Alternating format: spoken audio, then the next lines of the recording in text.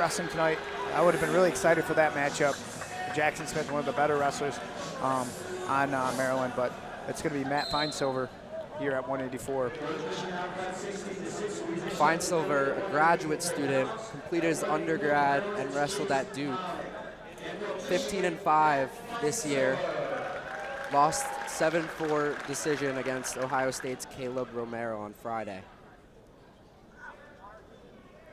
Chase Mielnik is coming off 8 straight losses. He's trying to get back in the win column, but he's got a tough task ahead of him. Yeah, Finesilver, transfer from Duke.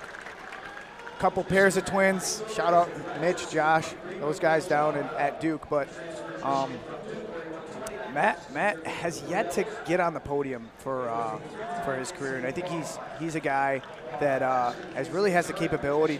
He's had some tough losses at the NCAA tournament, but I think this is the year he can really do it, and I think maybe even work his way, into a final shot. He really has closed the gap, as we saw on Friday against Caleb Romero, and he's one of the top guys at 84. Obviously, Aaron Brooks, a front runner, but Finesilver really strong in the top position. That's going to pay dividends at the end of the year at the NCAA tournament. But for him, I think the keys for him to get on that podium in March is definitely, close the gap with the guys that you lost to earlier this year. I think Brooks was, a tough loss. Aaron Brooks is one of the best guys in the country at any weight class. And then Caleb Romero, it was not very close at the Michigan State Open. I think he won 9-2, and then Matt closed that gap here on Friday. He almost, had a chance to win the match. So I think Matt has been doing a really good job of building off those losses and, focusing on his strengths, which is the top position. I think probably the best wrestler at Michigan in the top position. So he looks for that. Finesilver's off to a dominant start. Yeah. And he might see a first period tech fall here, which would be secured the early takedown. Really impressive. 2-4 second near falls. Jesse, I think this one's going to end early, and I think really big win for Matt if we can get a fall here. But Matt, again, graduate transfer. Spent some time at Duke with his twin brother, and then his other two brothers. A huge dynasty at Duke, and to come to Michigan, and the culture and I'd say the family that really embraces guys like him. I think it's a good spot for him to really finally accomplish that goal of being an All-American. So, and join his brother Mitch.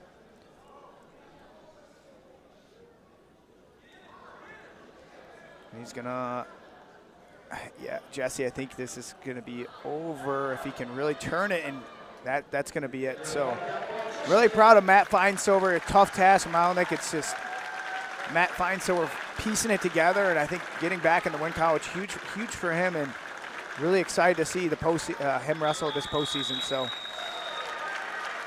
a great bounce back 16-0. You don't see that. Was it 16 or 18? 18-0. You don't see that very often, but Matt Finesilver, wow. Talk about a bounce back victory. And it's going to be a forfeit at 97. And I think this is our premier matchup today. It's going to be Jaron Smith. He's going to wrestle, so it's going to be Jaron Smith versus Mason Parris.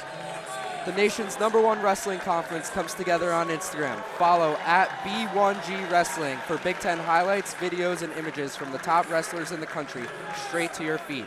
Join the community now on Instagram. Yeah, Mason Parris, I think one of the front runners for the Hodge Trophy winner this year. Obviously, Spencer Lee, Carter Strachey, a lot of good names in there. But Mason, I think, really is starting to put it together this year. I think this is the year for him to win a national title. You had a guy like Gable Stevenson, once in a generation heavyweight. Really tough to accomplish that goal when a guy like that's there. But Mason avenging a couple losses that he had last year. Especially one against Greg Clerkfleet, but that's going to be an interesting match at the Big Tens and NCAAs. But Mason, I think, really dominant. Oh, a nice shot there by Smith, but Smith moving up from 97 as well. But yeah, Mason I think he's just had a couple tough outings at the NCAA tournament. Didn't really accomplish his goals. You know, had a close match against Colton Schultz in the semifinal, and I think Michigan had a really tough semifinal here in Detroit. But Mason, I think this is the year for him. You know, let it all fly. Whatever happens, happens. But he's wrestling like a Hodge Trophy winner this year, especially winning at Penn State over Greg Quickly. So a nice goal right there, getting back to his bread and butter. But it's a beautiful takedown as he now leads 2-0 early on in this match. Yeah, Jaron Smith moving up to heavyweight. You know, watched him throughout his career at Maryland, 97, 84 pounder. So I think he's got a better shot at 97 to, you know, make the NCAA tournament and then make a run at the NCAA tournament than 97. 97 is a really loaded weight class in the Big Ten. So, you know, bumping up to heavyweight, super athletic. You know, you have a guy like Mason Parris who's tough to wrestle, but for him, it's, you know, see what you can do. You know, you're wrestling number one guy in the country, nothing to lose. Jaron's coming off a pin against Michigan State on Friday. One of two Maryland wrestlers to win. Yeah, Jaron's one of those guys that that Alex Clemson you got to build off of. He's one of the leaders on your team. Has been around, been culture guy, really strong, really positive influence on the team.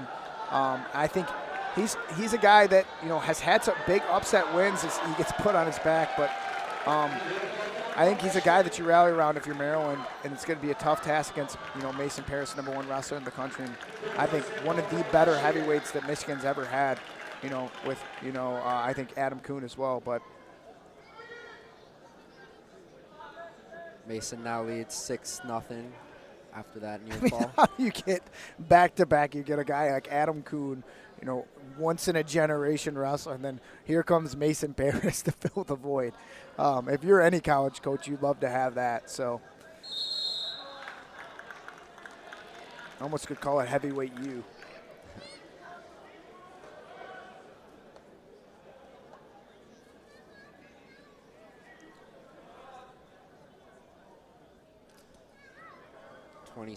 27 seconds remaining in this first period.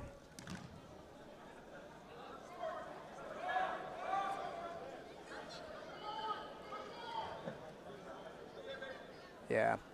So if you're Smith, you just kind of want to avoid any sort of injury here. You know, wrestle smart. Don't get torn apart on bottom. He's really, Mason's just a really rough wrestler, and it's really, you know, hard to wrestle him. He really imposes his will, gets whatever he wants. So if you're Smith, I don't know if you really want to be in the bottom position. You might as well try to win it on the feet or, you know, wrestle on the feet. But it looks like he's injured as well as he has his wrist tape. So the last thing you want to do is get injured in a match like this, especially when your team's behind by so many points. But I definitely respect it. You know, they could have sent out, you know, the other heavyweight and Jaron Smith up to the opportunity. You know, nothing to lose here. Test yourself against the best. You'll probably see him again at the Big Ten tournament, but I think he's doing a good job here in the top position.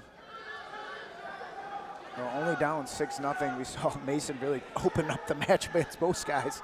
So he's doing better than 90% of people. He's made it to the second period. So, but this is where Smith's good. He's really tough in this top position. Likes that double boot ride, cross body ride.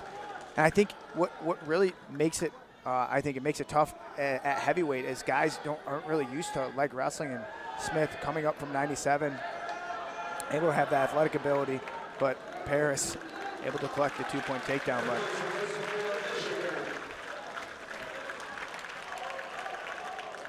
it's 8-0 with a minute of riding time, but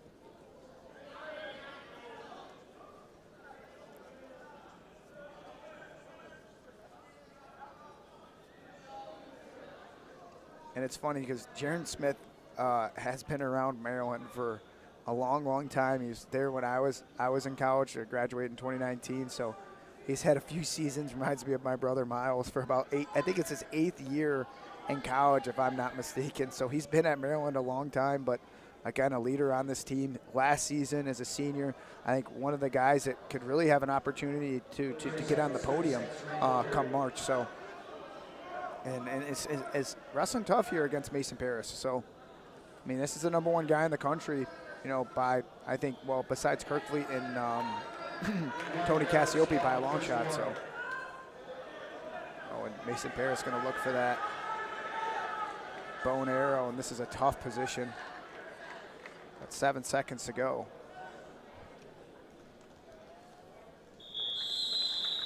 So that concludes the second period. Mason Parris leading 8-0 with about 2.5 minutes of riding time.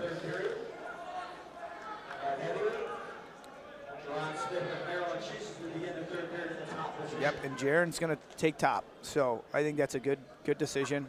Looks like he's got maybe a little bit of blood there, but I think that's his strong position. He doesn't want to go under Parris, but again, I'm going to reference it again. Win that third period if you're Jaron Smith, and if you're Mason Parris, just get the escape and continue to build upon what you've done in the first 2 periods.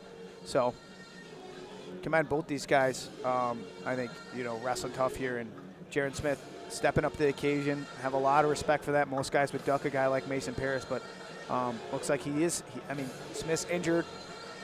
Looks like he's got a hurt hand, but stepping up against a guy like Mason Parris earns a lot of my respect. So, and he's going to take, and the tape is coming off the wrist as I say that. So, Jaron Smith means business. Shows a lot about his character. Yeah, yeah.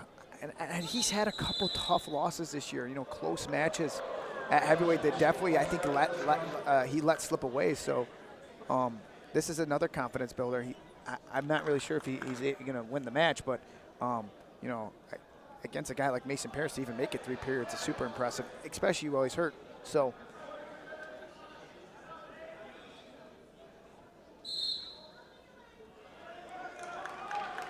And he's back to his feet right away, and you can almost give up a stall call. So gives up a stall call. Smart move there by Smith, because you want to get that fresh start, give up the point. You're already down 8-0, so if you're going to make stuff happen, it's going to be in the top position, not on the feet. So I think smart decision there by Smith, just giving up the stall call.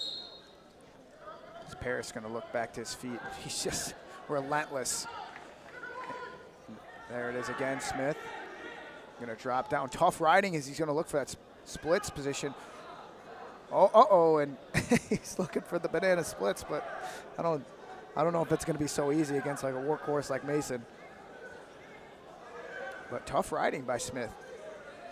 And I really like this position. This is a really, really strong cross-body ride. And it's not supposed to be a count, as Clemson says, because he does have that leg in and he's trying to break the wrestler down. So this is a great position if you're Smith.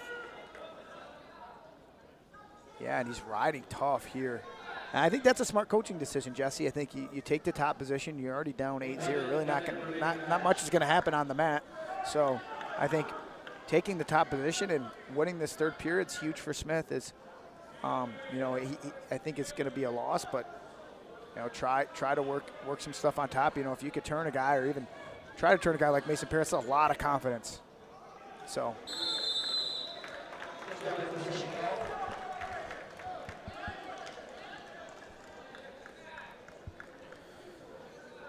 Yeah, Mason's got about 40 seconds to get back to his feet. Smith's got about 40 seconds to hold him down. So he's not going to get the riding time, but he's going to take off that riding time point for Parris. So maybe even try something, score some points. But Parris, nice. Sick of being on bottom. But Mason Parris, I think, is going to try to get another takedown here. And if you're Smith, yeah, go for it. I mean, your team's down by a lot of points, and Parris is going to collect that takedown. But your team's down on the day. I mean, the match is hypothetically out. Parris is going to look for the pin, and Clemson runs on the mat, not happy with something.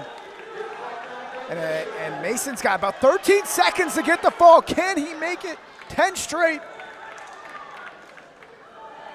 Excuse me, not 10 straight, but 11 falls on the season. He's not going to be able to get it, but Mason Parris, another major decision, and Clemson's not happy about something. Not sure what he's happy about. He got the fall. Oh, he did get the fall.